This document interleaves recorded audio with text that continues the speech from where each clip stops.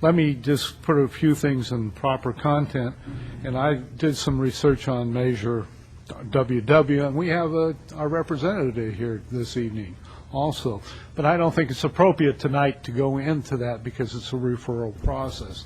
But during the ballot measure, Alameda Point was the key area that was going to receive somewhere close to about $6.5 million.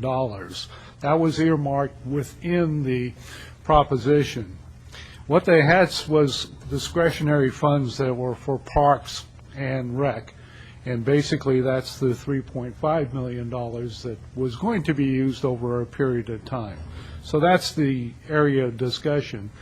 And what we probably need to do, and I know we need to do, is understand what we can, through the guidance of the staff, what we can do and cannot do, and what the scope really is. And this evening is, should we go forward and task them to do that? And that's what the referral process is. So I'm waiting for, I will give that direction, and if that's... If I may clarify, my council referral is essentially to direct staff to apply for the $2 million grant on behalf of the Boys and Girls Scout to build the center and to enter into a joint use agreement. And I would be happy to make sure that that language includes the appropriate staff work to make sure that we are eligible to apply for that funding, that it is eligible under WW. I think we need to know from probably our attorney if that's something that we can do under the referral process. Is giving direction like that, is that something the council can do with this agendized the way it is?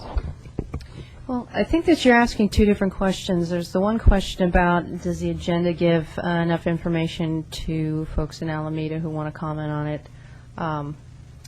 Is that sufficient enough for purposes of the requirement that you give a brief general description of each item of business to be transacted or discussed? The answer to that is yes, so you're okay from a Brown Act perspective. The other aspect is what the council and staff intended in the first place when they created this council referral section of the agenda. Was it to confine the process to having staff agendize it for a later point, or was it to also include the ability to act on something? I had spoken and I checked with the city clerk a little bit earlier after this question started to arise today, and there's been, I think, one or two occasions when council acted on some types of issues. So in other words, you're saying that we could act. We could act to direct staff based on the motion. Is that what I just heard? It would be consistent with the Brown Act since the agenda says matters placed on the agenda by a council member may be acted upon or scheduled as a future agenda item. It's your decision collectively whether that's something you want to do under this portion of the agenda.